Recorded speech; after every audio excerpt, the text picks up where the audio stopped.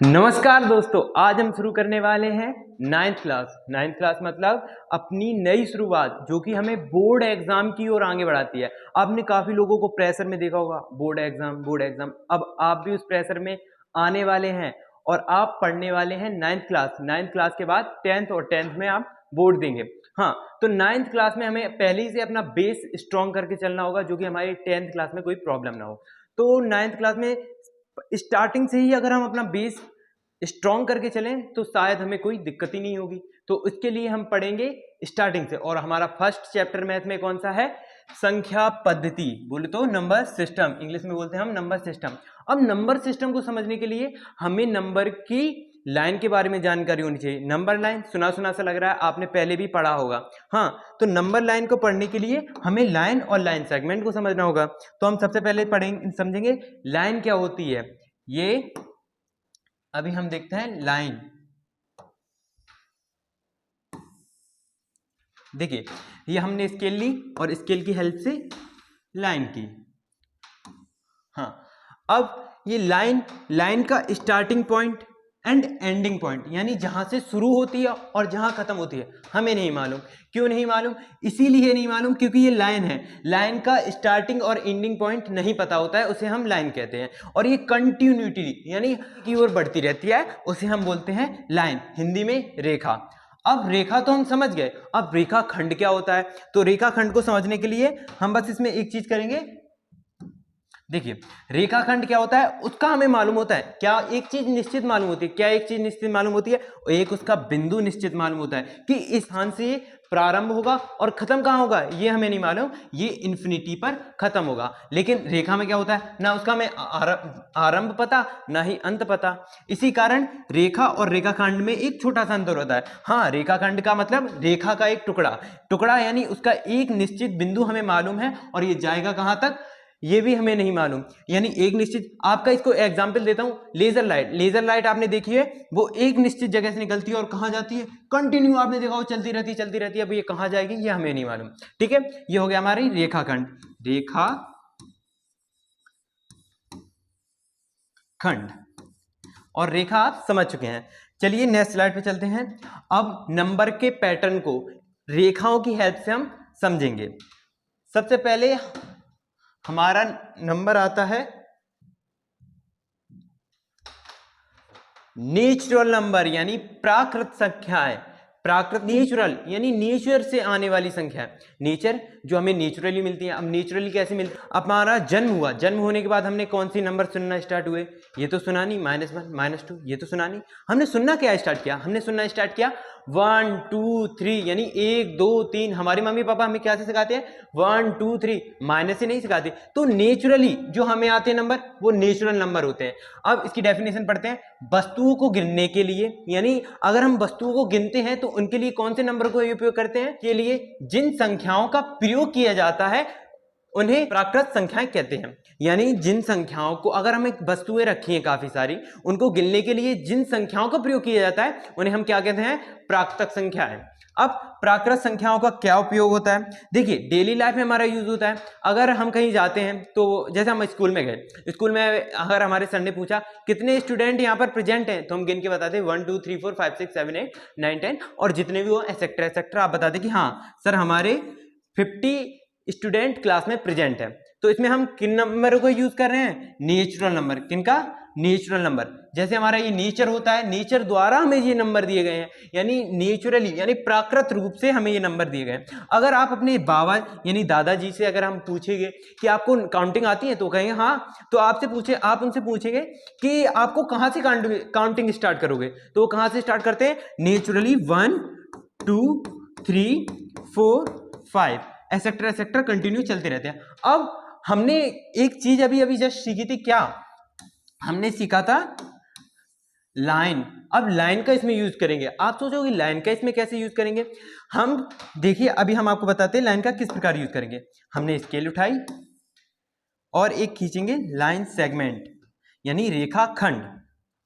ठीक है, हमने लाइन खींची, लाइन सेगमेंट खींचा और इसमें एक एरो बनाया, और ये हमें मालूम है यहां से ये स्टार्ट है, यानी स्टार्टिंग पॉइंट हमारा क्या है? आपको मालूम है क्या? 1। क्या है? 1। और फिर ऐसी 2 3 4 5 6 7 8 9 10 डॉट डॉट डॉट डॉट, और ये लाइन सेगमेंट कहां तक जाएगा? इन्फिनिटी तक, यानी कंटिन्यू चलता रहेगा। हमें मालूम है काउंटिंग कहां खत्म होगी? नहीं मालूम। इसी प्रकार ये लाइन कहां खत्म होगी? हमें नहीं मालूम। और इसको क्या बोलते हैं? नेचुरल नंबर की लाइन सेगमेंट, यानी प्राकृत संख्याओं का रेखाखंड। ठीक है, बढ़ते हैं नेक्स्ट स्लाइड पर और पढ़ते हैं नेक्स्ट नंबर। अब आता है पूर्ण संख्याएं, यानी नेचुरल नंबर तो हमारे हो गए थे, अब इन्हें पूरा भी करना पड़ेगा। पूरा कैसे करना पड़ेगा? अब एक नंबर हमारा छूट रहा था, कौन सा नंबर छूट रहा था हमें सोचना पड़ेगा। अब डेफिनेशन से पहले सीखते हैं। प्राकृत संख्याओं में, यानी जो प्राकृत संख्याएं हमने सीखी हैं, जो 1 से लेके 1 2 3 4 5 6 ऐसे कंटिन्यू चलती हैं, उसके बाद प्राकृतिक संख्याओं में शून्य को मिलाने पर, यानी क्या अब हमें मिलाना पड़ेगा? पूरी करने के लिए, संख्याओं को पूरा करने के लिए हमें क्या मिलाना पड़ेगा? शून्य को मिलाने पर, यानी शून्य मिलाना पड़ेगा। जो संख्या प्राप्त होती है उन्हें हम पूर्ण संख्या कहते हैं। कितनी इजी डेफिनेशन है। देखिए, अगर हमें प्राकृतिक संख्याओं को पूरा करना है, यानी पूर्ण करना है, यानी जितनी भी प्राकृतिक संख्याएं हैं उन्हें पूरा करना है, पूर्ण करना है, तो हमें कौन सी संख्याओं का प्रयोग करना होगा? किस संख्या की कमी है? तो है शून्य की कमी, यानी 0 की कमी। यानी हम अगर 0 से स्टार्टिंग कर दें, यानी 0 1 2 0 0 1 2 3 4 5, यानी 0 से स्टार्टिंग करके और ये डॉट डॉट डॉट डॉट चलता रहे, तो हम इन्हें क्या कह देते हैं? हम इन्हें कह देते हैं पूर्ण संख्या, यानी होल नंबर्स। अब होल नंबर, होल माने क्या होता है? अगर हमारा कहीं छेद हो जाता है तो कैसा दिखता है? 0 की तरह है, इसीलिए इसमें 0 ऐड करना है। और इंग्लिश में आप याद कर सकते हैं, होल नंबर्स यानी जो 0 से स्टार्ट होते हैं उन्हें हम क्या कहते हैं? Whole numbers. और होल भी हमारा कैसे दिखता है? सर्कल, यानी 0 की तरह। ठीक है, आपको याद हो गया होगा।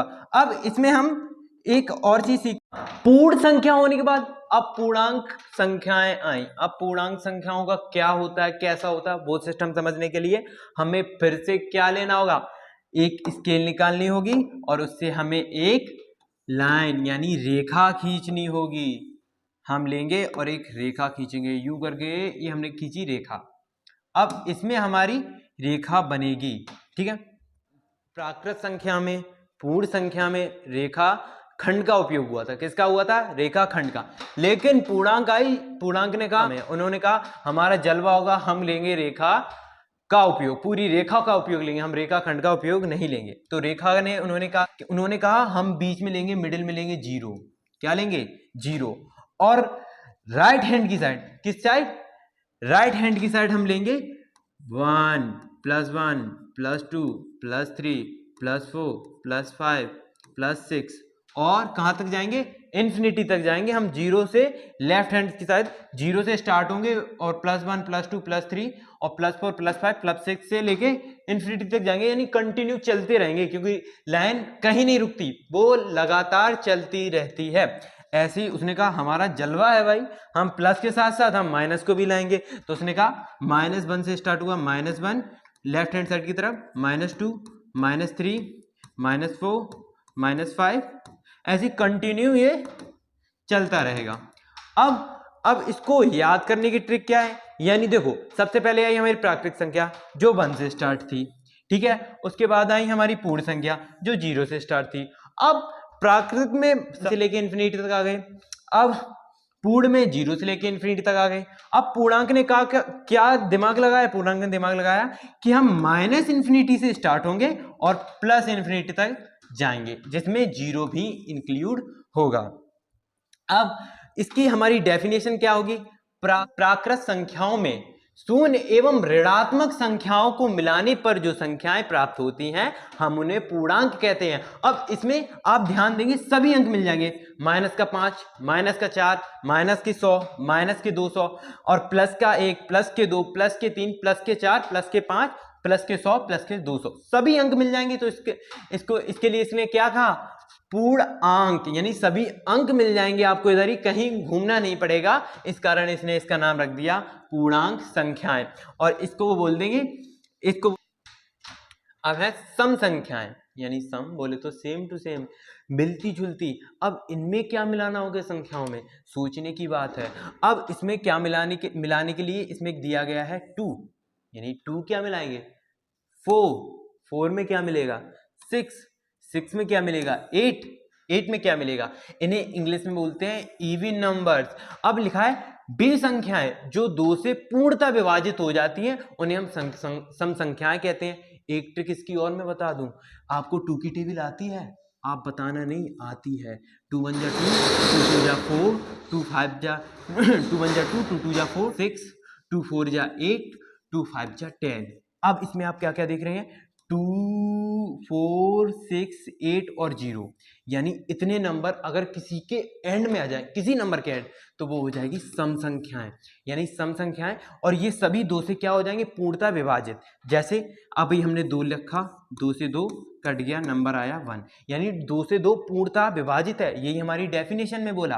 अब जैसे हमने रखा 4, 4 भी हमारा 2 से पूर्णतः विभाजित है 2 बार। अब हमने रखा 8, 8 भी 2 से पूर्णतः विभाजित है जिसका मान है 4। अब उसके बाद हमने ये नंबर लिए हैं, इनका भी तो यूज करना चाहिए। जैसे 2 4 6 8 0, ये किसकी के एंड में आते हैं, तो ये इवन नंबर होते हैं, यानी सम संख्याएं होती हैं। चलो हम चेक करते हैं। जैसे हमने लिए, जैसे 989 यानी ये 9 तो है ही नहीं इसमें, तो 89 की जगह हम ले लेंगे 80 की 0, ठीक है।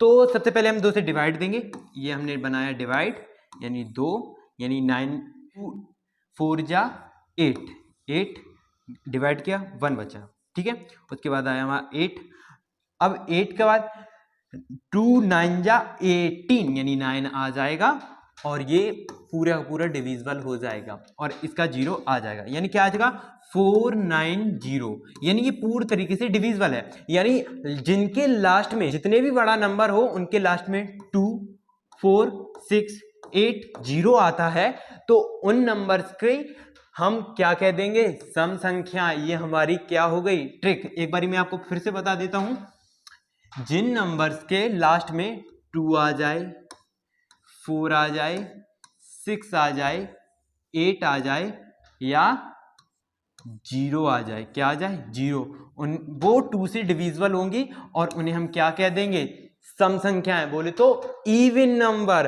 अब इवन नंबर हो गया यानी सम हो गया, तो इनके एक उल्टा भी तो होना चाहिए, इनके उल्टे के लिए आ गया विषम संख्याएं। यानी अब ऐसी संख्याएं, अब इसमें देखो लिखा होगा वे संख्याएं जो 2 से पूर्णतः विभाजित नहीं होती उन्हें हम क्या कहते हैं विषम संख्याएं। जैसे 1 2 से विभाजित हो जाएगा, नहीं होगा, इसका आएगा 0.5, यानी ये तो पॉइंट में आ रहा है, पॉइंट में तो हमें चाहिए नहीं, तो पॉइंट में नहीं चाहिए तो ये क्या हो जाएगा विषम संख्याएं। और इसमें एग्जाम्पल में भी दिया गया 3 2 से विभाजित हो जाएगा, नहीं होगा, तो ये भी पॉइंट में जाएगा, तो ये भी क्या हो जाएंगी विषम संख्याएं।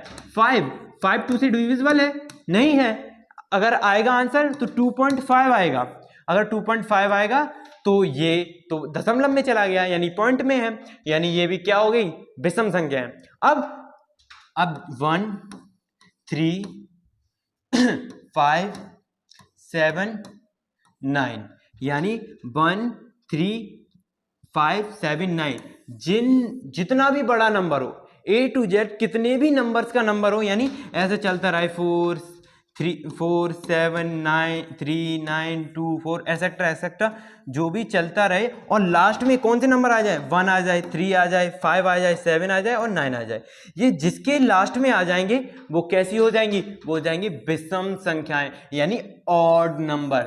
समझ में आया होगा। अब चलते हैं नेक्स्ट स्लाइड पर। हाँ, अब है अभाज्य संख्याएं यानी प्राइम नंबर्स। प्राइम नंबर्स यानी अभाज्य संख्याएं। अब थोड़ा इसमें डिवाइडिंग वाला कुछ सिस्टम लग रहा है क्योंकि भाग वाला आया भाज्य, ठीक है। अभाज्य यानी वे संख्याएं जो स्वयं और एक के अलावा किसी भी संख्या से विभाजित नहीं होती उन्हें हम क्या कहते हैं अभाज्य संख्याएं, जो एक और क्या स्वयं के अलावा, यानी स्वयं जो खुद से हो जाए और एक से हो जाए, ठीक है, जो खुद से डिविजिबल हो। जैसे एग्जांपल के लिए 2 खुद से जाएगा या फिर 1 से जाएगा, डिविजिबल होगा, 1 से डिविजिबल होगा, ये 2 से डिविजिबल होगा। ऐसे ही हमारा एग्जांपल है 3, ये 3 अदर किसी डिजिट से डिविजिबल नहीं है, ओनली 3 के अलावा, ठीक है। ऐसे ही हमारा है 11 खुद से ही डिविजिबल है और किसी नंबर से डिविजिबल नहीं है, खुद से और 1 से, यानी खुद से जाएंगे या आप भगवान के द्वारा जाएंगे, यानी ऐसी संख्याएं जो स्वयं से विभाजित, स्वयं से या 1 के अलावा किसी से विभाजित नहीं होती, उन्हें हम क्या बोलते हैं, अभाज्य संख्याएं। अभाज्य संख्याएं यानी वो किसी से भाज्य नहीं होंगी, या तो स्वयं से होंगी या 1 से होंगी, उन्हें बोलते हैं अभाज्य संख्या। एग्जाम्पल के लिए, उदाहरण के लिए 2, 3, 7, 11, 13, 17 और हम कह सकते हैं एसेट्रा एसेट्रा, बहुत कंटिन्यू ये चलती रहेंगी।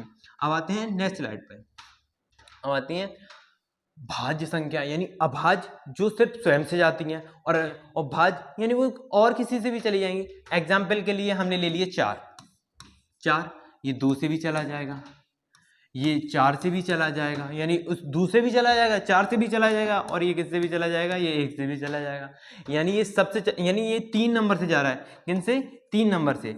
अब एक और एग्जाम्पल ले रहे हैं, जैसे 10 इसमें दे रखा है, 10 किससे जाएगा, 10 2 से चला जाएगा, 10 5 से चला जाएगा,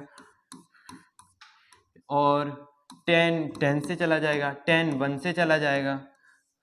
तो यानी कितने नंबर इसमें खुद से तो जाएगा ही जाएगा, साथ में 1 2 से और भी चला जाएगा, तो उन्हें क्या कहेंगे, अभाज्य संख्या, यानी भाज्य यानी जो खुद से भी चला जाए और अदर संख्या से भी चला जाए। डेफिनेशन पढ़ते हैं, वे संख्याएं जो स्वयं और 1 के अलावा अन्य किसी संख्या से पूर्णतः विभाजित हो जाती हैं, उन्हें हम भाज्य संख्या कहते हैं, जैसे 4, 6, 8, 9। अब इसका कोई सा भी एग्जांपल ले लीजिए, आपको 9 लग रहा है, 9 3 से डिविजिबल है, और 9 से डिविजिबल है, 9 1 से डिविजिबल है, ये यानी अदर से भी डिविजिबल हो जाते हैं, उन्हें हम कौन सी कहती संख्या, भाज्य संख्याएं। अब नेक्स्ट स्लाइड पे चलते हैं। अब हमारी आ गई सह अभाज्य संख्याएं, यानी को प्राइम नंबर्स। अब क्या है, जब 2 या 2 से अधिक संख्याओं का कोई उभयनिष्ठ गुणनखंड ना हो, अथवा जिसका मासा यानी HCF यानी HCF 1 हो, वो एक साथ सह अभाज्य संख्याएं बनाती हैं। कुछ ऊपर से गया, कुछ क्या पूरा ऊपर से गया, अभी बताता हूं, देखिए कैसे। जैसे हमें एग्जाम्पल में दिया गया है 4 और 9, अगर हम इनका क्या लेंगे, HCF, 1 मिनट, क्या लेंगे, HCF, 4 का एक पेयर बनाया और एक 9 का एक पेयर बनाया। अब इन दोनों में से कोई ऐसा नंबर है जो दोनों में कॉमन है, यानी दोनों को डिवाइड कर दे, यानी ये हमेशा पेयर वाले नंबर में चलेगा। कैसे, जैसे ये सभी पेयर में है, देखिए पेयर में है, और अगर हम पेयर बना ले जैसे 2 और 3 का, इनमें क्या कॉमन है जो डिवाइड हो जाएगा, इनमें कुछ कॉमन नहीं है। अब जैसे हम पहला एग्जांपल लेके चल रहे, अगर इसमें बोला HCF, तो हम इसको पहले 2 से डिवाइड करेंगे, 2 से 2, 2 से 2, और इधर आ गया 1 है, और इधर हम लिखेंगे HCF ऑफ किसका, 4 का, आएगा 2 × 2 × 1, हो गया। अब 9 पे आए तो 9 का हम पहले 3 से करेंगे, 3 × 1, ठीक है, ये हमारा HCF हो गया। अब हम इधर लिखेंगे HCF ऑफ 9 का क्या है, 3 × 3 × 1। अब इसमें देखिए कॉमन क्या आ रहा है, ओनली 1, यानी बस 1 ही ऐसा नंबर है जो इन दोनों को पूर्ण तरीके से यानी पूर्ण रूप से डिवाइड करेगा, अन्यथा की स्थिति में कोई सा ऐसा नंबर नहीं है जो इन नंबर्स में कॉमन हो, जो इन सभी को डिवाइड कर सके। ये पेयर के अनुसार चलते हैं। अब चलते हैं नेक्स्ट नंबर पे। हाँ, नेक्स्ट नंबर क्या आ गया, परिमेय संख्याएं। अब परिमेय संख्याएं कैसी हैं, लगभग में सभी संख्याएं हमने देख ली। अब ये परिमेय कहां से आ गई, अब इनको आगे पढ़ते हैं, यानी रैशनल नंबर्स यानी खतरनाक लग रहे हैं, वह संख्याएं जिन्हें हम P/Q के रूप में लिखा जा सकता है, जहां P तथा Q पूर्णांक है एवं Q does not equal to 0 है, तो उसे क्या बोलते हैं, परिमेय संख्याएं कहते हैं। क्या कहते हैं, परिमेय संख्याएं। अब एग्जाम्पल पे चलते हैं। क्या एग्जाम्पल है, अपनी तरफ से लेते हैं। P इसमें क्या क्या है, पूर्णांक यानी जो -∞ से लेके +∞ तक, कोई सा भी ले लो, हमने ले लिए 4, ठीक है। अब इसमें क्या है, क्यू, वो भी क्या है, पूर्णांक, बस क्या नहीं है, जीरो नहीं है, यानी इसमें जीरो से बाहर कर दिया, जीरो को बाहर कर दिया, बाकी सभी नंबर है। यानी हमने ले लिया जैसे -5, क्या ले लिया, -5, यानी ये हो गया P और ये हो गया Q। क्या Q जीरो के बराबर है, नहीं है, ये तो -5 है, तो ये क्या हो जाएगी, ये हो जाएगी प्रमेय संख्याएं, यानी रेशनल नंबर। समझ में आया, ठीक है। एक और एग्जांपल लेते हैं, जैसे हमने ले लिया 2/3, यानी ये भी क्या हो गया, ये हो गया P, ये हो गया Q, यानी हम इन्हें भी P/Q के रूप में लिख सकते हैं। सिंपल सी बात, यानी जिन नंबर को हम P/Q के यानी बटे में लिख सकते हैं उन्हें हम क्या कह सकते हैं, परिमेय संख्या, यानी रेशनल नंबर इंग्लिश में। अब ठीक है, अब इसमें एग्जांपल दिए गए हैं 3/4, 5/6 और कॉमा लगा के 4, यानी ये तो बटे में है ही नहीं, इसके बटे में तो कुछ है ही नहीं, तो क्या ये भी परिमेय संख्या होगी। सोचने वाली बात है भाई, 4 के बटे में कुछ नहीं है, क्या ये भी परिमेय संख्या होगी।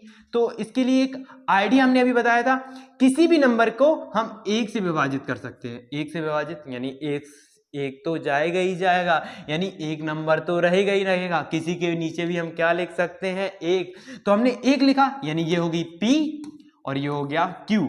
क्या Q जीरो है, जीरो तो नहीं है। क्या ये पूर्णांक है, पूर्णांक तो है क्योंकि वो 1 है। क्या P पूर्णांक नहीं है, P भी पूर्णांक है क्योंकि वो 4 है। समझ में आया, तो हम इनको भी P/Q के रूप में लिख सकते हैं। जीरो, अब इसने पूछ दिया कि भाई जीरो कैसी संख्या है, परिमेय है कि नहीं, तो जीरो के अपॉन में भी 1 लिख देंगे। अब जीरो के अपॉन में 1 लिख देंगे तो इसका आंसर क्या आएगा, जीरो, यानी जीरो का डिवाइड अगर हम किसी भी नंबर से देते हैं तो क्या आता है, जीरो। अगर हम जीरो के नीचे हम 100 भी लिखेंगे तो आंसर आएगा जीरो। लेकिन इसको हमने किस फॉर्म में लिख दिया, ये लिख दिया P/Q के रूप में। अब आपके दिमाग में क्वेश्चन आ रहा होगा, Q does not equal to हो सकता है लेकिन P क्यों नहीं। अगर हम, ये तो P है, P भी तो जीरो के बराबर है, लेकिन Q से क्या दुश्मनी है। अगर एक बार हम आंसर भी देख ले रहे हैं, जैसे हमने Q लिया, P की जगह रखा हमने 4/0। अब जीरो को हम किसी भी संख्या में डिवाइड देंगे तो क्या आता है, पता नहीं क्या आता है, वो तो कंटिन्यू चलता रहता है। एग्जाम्पल के लिए जैसे हमने लिया 4 का डिविजिबल दिया, डिवाइड दिया 0 से, किससे दिया, 0 से।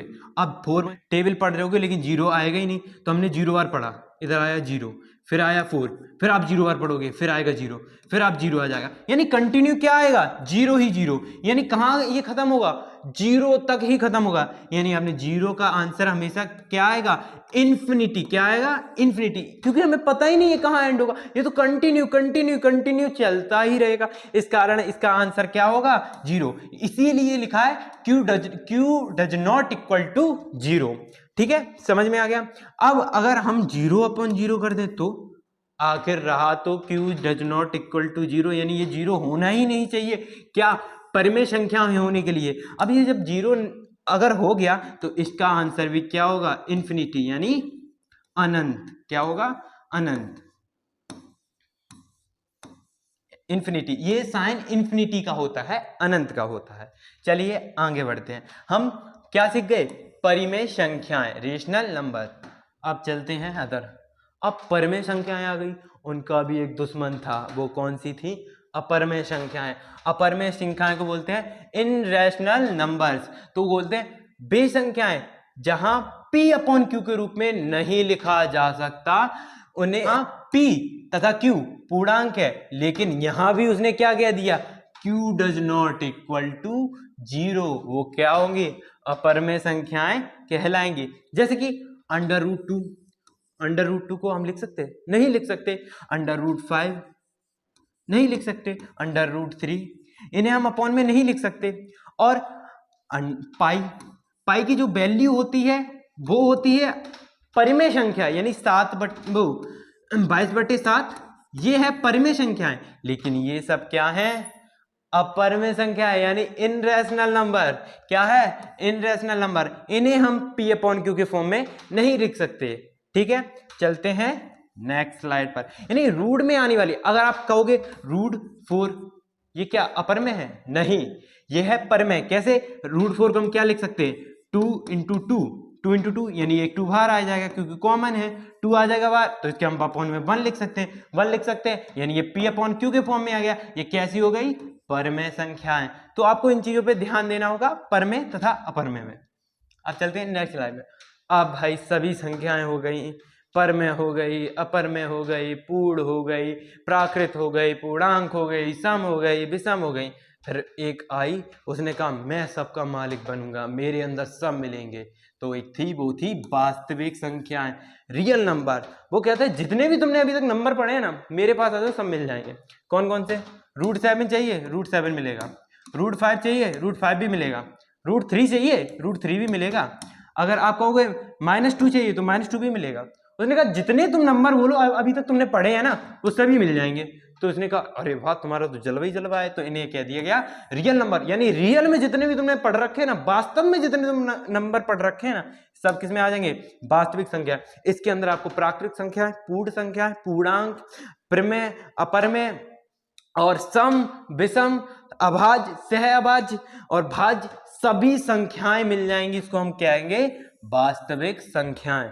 लेकिन एक संख्या है जो इसके अंदर नहीं मिलेगी, वो पढ़ते हैं आगे। उससे पढ़ने से पहले हम आपको इसको रेखा पे बताना सिखा देते हैं।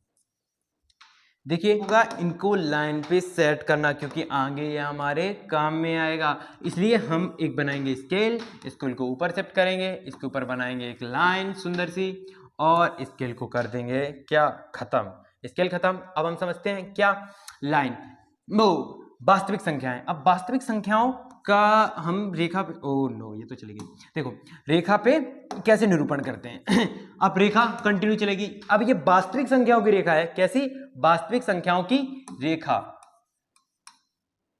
वास्तविक संख्याओं की रेखा, ठीक है। अब वास्तविक संख्याओं में अब मान के चलिए ये हमारा है 0, क्या है? 0, ये है हमारा 1, ये है हमारा 2, ठीक है। अब इसके बीच में क्या मिलेगा? 0.5, क्या मिलेगा? 0.5। अब इसके बाद बीच में मिलेगा 1.5। ऐसे ही इसके नहीं कंटिन्यू। और इसको हम क्या लिख सकते हैं? इसको हम लिख सकते हैं इसको हम लिख सकते हैं 1/2, इसको हम लिख सकते हैं 3/2, ठीक है। तो ऐसी इसके अंदर भी संख्या मिलेगी। इसको यानी जितना जूम करो उतनी संख्या मिलेंगे। अगर आपसे कोई पूछता है 0 और 1 के बीच में कितनी संख्याएं आएंगी, संख्या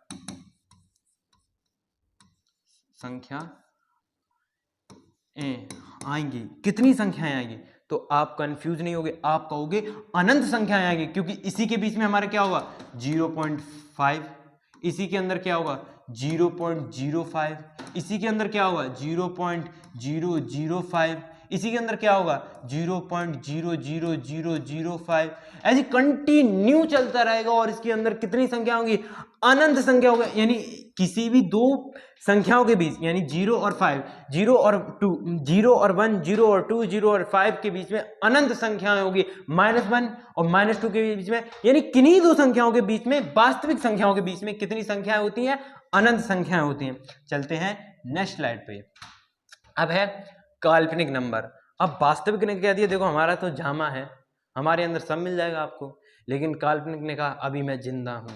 उसने कहा मैं जिंदा हूं, यानी रूट के अंदर अगर माइनस आ जाए, रूट के अंदर -2, -5, यानी कोई भी चीज रूट के अंदर माइनस की आ जाए, वो वास्तविक नहीं होती है, वो होती है काल्पनिक। वो संख्या ही नहीं होती है, उसमें उसको हमने अपनी कल्पनाओं में मान लिया है, इसलिए उसे कौन सी संख्या गया? संख्या कहा गया काल्पनिक संख्या, यानी इमेजिनरी नंबर। कहते नहीं अपनी इमेजिनेशन में जाओ, उसी प्रकार ये इमेजिनेशन वाले क्या हैं? नंबर। √2, √5, √6, √7 etcetera etcetera. हमारे इसके डेफिनेशन क्या देगी? ऋणात्मक संख्याओं का वर्गमूल लेने पर जो संख्याएं बनती हैं उन्हें हम काल्पनिक संख्याएं कहते हैं। जैसे √2, √5, √7, √8 जितनी भी संख्याएं होती हैं वो कहते हैं काल्पनिक संख्याएं। अब चलते हैं नेक्स्ट स्लाइड पे। अब हमने जितनी भी संख्याएं होती हैं उनका ज्ञान ले लिया। अब संख्याओं के आधार पर हम क्या करेंगे? क्वेश्चन यानी उदाहरण। किसके? NCERT is the best book, उसी पर करेंगे, ठीक है। अब क्या है? नीचे दिए गए कथन सत्य है या असत्य, कारण सहित अपने उत्तर दीजिए। अब कारण सहित हम इसके क्या देंगे? उत्तर। प्रत्येक पूर्ण संख्या प्रत्येक पूर्ण संख्या एक प्राकृतिक संख्या होती है, यानी जितनी भी सारी पूर्ण संख्याएं हमने अभी आज पढ़ी हैं, प्राकृतिक संख्याएं पढ़ी हैं, यानी कहा गया है जितनी भी पूर्ण संख्याएं हैं संख्या है एक प्राकृतिक संख्या होती है। यानी वो कहां से, पूर्ण संख्या कहां से स्टार्ट हो रही थी, 0 से 1 2 3 4, हमने रेखा खंड पे भी आपको बताया था अभी थोड़ी देर पहले, 5 6 7 ऐसे कंटिन्यू चलती रहेंगी, ठीक है, डॉट डॉट डॉट इन्फिनिटी, ठीक है। और ये कैसी थी, पूर्ण संख्याएं, ठीक है, और ये है प्राकृत, ठीक है, प्राकृत संख्याएं, ठीक है। प्राकृत संख्या मैंने बताई थी आपको 1 2 3 4 5 and dot dot dot dot infinity. अब ठीक है, उसके बाद प्राकृत संख्याएं थी ये, और ये थी पूर्ण संख्या, ठीक है। अब इसने क्वेश्चन क्या पूछा है, प्रत्येक पूर्ण संख्या यानी जितनी भी सारी पूर्ण संख्या यानी 0 से लेकर इन्फिनिटी तक संख्या एक प्राकृतिक संख्या होती है, यानी सारी प्राकृतिक संख्या होती है। नहीं, क्यों नहीं होती, ये क्यों इसलिए नहीं होती, पूर्ण संख्या में होता है 0, क्या वो प्राकृतिक संख्या में होता है, नहीं होता, वो तो 1 से स्टार्ट होती है लेकिन पूर्ण संख्या 0 से स्टार्ट होती है, तो ये हो जाएगा हमारा असत्य। क्या हो जाएगा, असत्य, असत्य। अब इसका कारण हम क्या लिखेंगे, कारण लिखेंगे, कारण बड़ा बड़ा डालेंगे, कारण। अब कारण में लिखेंगे क्योंकि प्राकृत संख्याओं में, प्राकृत संख्या में 0 यानी 0 नहीं होता है। क्या है, प्राकृतिक संख्याओं में 0 नहीं होता। आपको पहले आंसर समझ में आ गया। देखो, पूर्ण संख्या होती है वो 0 से स्टार्ट होती है, प्राकृतिक संख्या होती है 1 से स्टार्ट होती है। तो पूर्ण संख्या के पास, जो प्राकृतिक संख्या के पास नहीं है वो है 0, तो वो पूर्ण पे मिल जाएगा। मतलब ऐसा एग्जांपल लेके समझिए, प्राकृतिक संख्या तो 1 से स्टार्ट है और पूर्ण संख्या 0 से स्टार्ट है, तो क्या है, प्रत्येक पूर्ण संख्या यानी 0 से लेकर इन्फिनिटी तक वो प्राकृतिक संख्या होगी, नहीं होगी। क्यों नहीं होगी, क्योंकि इसमें 0 है और प्राकृतिक संख्याओं के पास 0 नहीं है। उनसे प्राकृतिक संख्या से जाके पूछोगे आपके पास 0 है, तो वो कहती है कि मेरे पास नहीं है, और पूर्ण संख्या के पास पूछोगे आपके पास 0 है, तो वो कहेगी हाँ मेरे पास 0 है, और इसी कारण ये क्या हो जाएगा, असत्य। ठीक है, अब चलते हैं क्वेश्चन नंबर नेक्स्ट पर। क्वेश्चन नंबर नेक्स्ट क्या कह रहा है, तब तक पढ़ते हैं। प्रत्येक पूर्णांक एक प्रमेय संख्या होती है।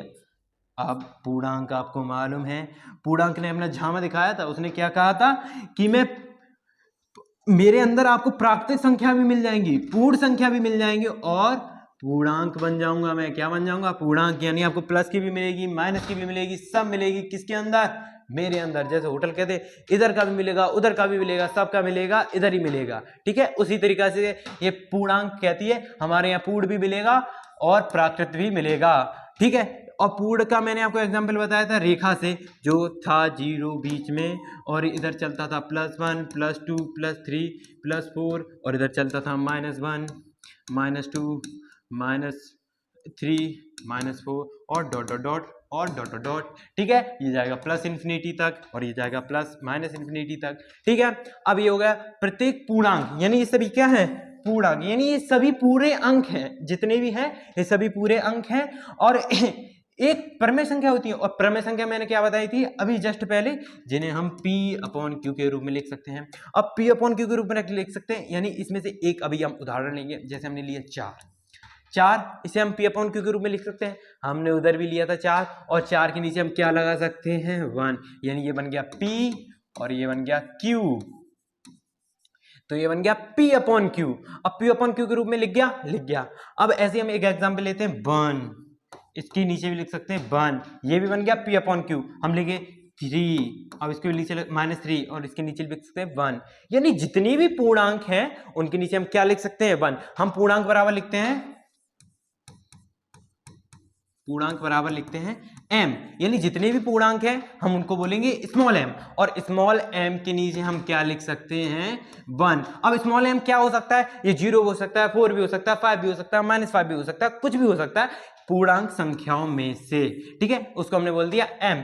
अब m के नीचे हम क्या लिख सकते हैं 1, यानी इसको p/q के रूप में लिख सकते हैं, तो ये क्या हो जाएगा, सत्य हो जाएगा। क्या हो जाएगा, सत्य। क्या हो जाएगा, सत्य, यानी पहला असत्य दूसरा सत्य, ठीक है। अब इसका हम कारण लिखेंगे, आराम से कारण लिखेंगे, लिखेंगे बड़ा बड़ा कारण, ठीक है। कारण इसका क्या है, चूंकि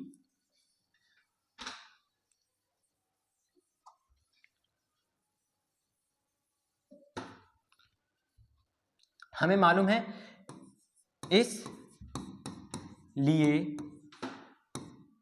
इसलिए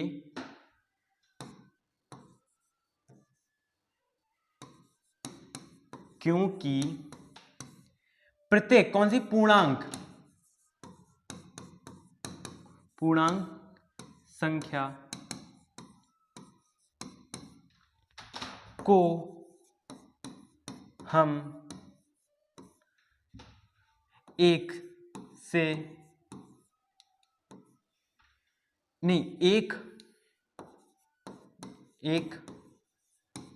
हर में लिख सकते हैं, अतः इसे p/q के रूप में लिख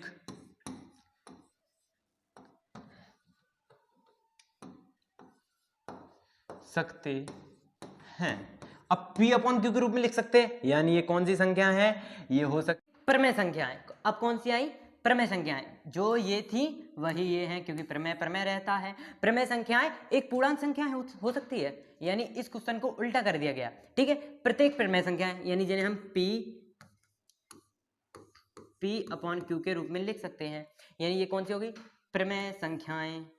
अब प्रत्येक प्रमेय संख्याएं एक पूर्णांक हो सकती है, यानी पूर्णांक जो अभी मैंने बताया था, जो 0 से इधर मतलब बीच में 0 1 2 3 4 डॉट डॉट डॉट, और इधर -1 -2 -3 -4 and dot dot dot dot तक जाती है, ठीक है। यानी जो पूर्ण संख्या होती है वो 0 से लेके -इन्फिनिटी तक और 0 से लेके +इन्फिनिटी तक जाती है, यानी -इन्फिनिटी से स्टार्ट होती हैं +इन्फिनिटी तक जाती है, यानी -अनंत से +अनंत तक, ठीक है। अब ये क्या है, प्रत्येक प्रमेय संख्या है जिन्हें हम p/q के रूप में लिख सकते हैं, जैसे 4/3, ये 4/3 किसके अंदर, इसके अंदर मिल जाएगा, क्योंकि ये तो प्रमेय संख्या है। क्या है ये, प्रमेय संख्या है, इसके अंदर मिल जाएगा। देखते हैं, हम देखना शुरू करें, अभी देखिए 4/3 इधर नहीं है, इधर नहीं है, इधर नहीं, अरे इसमें तो बट्टे की संख्या होती नहीं है, इसमें बट्टे की संख्या नहीं हो सकती, तो ये क्या प्रमेय संख्या भी नहीं हो सकता, ठीक है। तो हम लिख सकते हैं अतः, कारण लिखेंगे भाई, अतः क्यों लिखेंगे, लिखेंगे कारण, बड़ा बड़ा कारण हमेशा कैसा होता है, बड़ा बड़ा कारण, ये कारण प्रमेय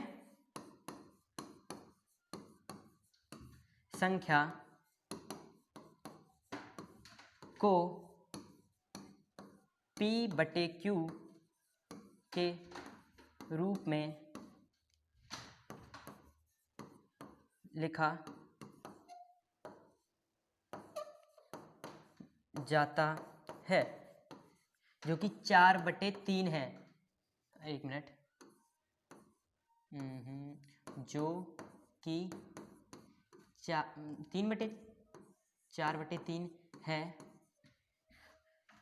जो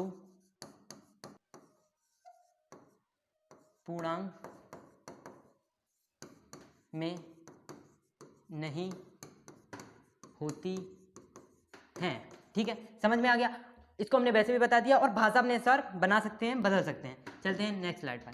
अभी है क्वेश्चन उदाहरण नंबर 2। अब इसको पढ़ते पहले, 1 और 2 के बीच की 5 प्रमेय संख्याएं ज्ञात कीजिए।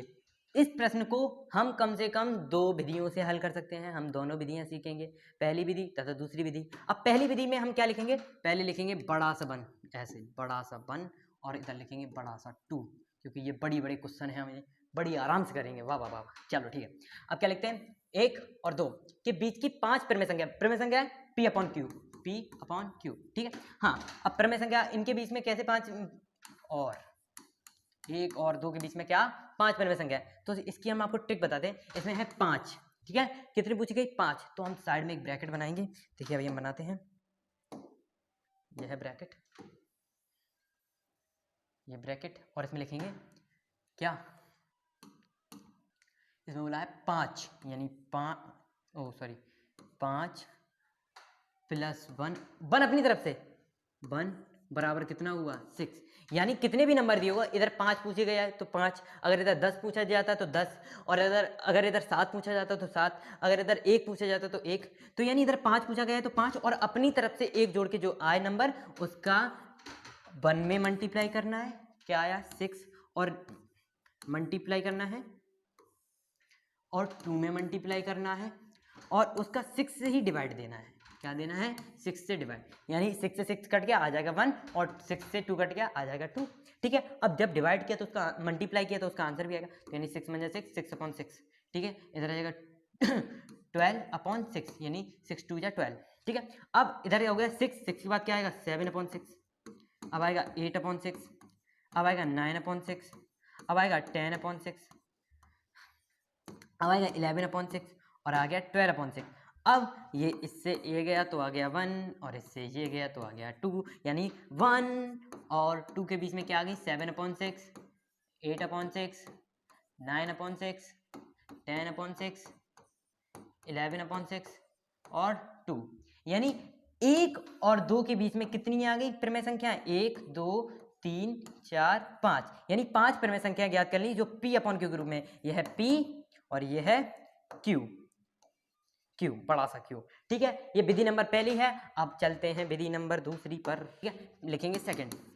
अब आपको फिर से क्या लिखना है, बड़ा बड़ा 1 और बड़ा बड़ा 2।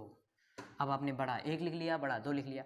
अब आपको मालूम है 1 के बाद जस्ट क्या आता है 1.1, मालूम है 1.2, मालूम है 1.3, कितनी संख्या पूछेगी 5, तो 1.1 1.2 1.3 1.4 और 1.5, बस 5 संख्याएं हो गई।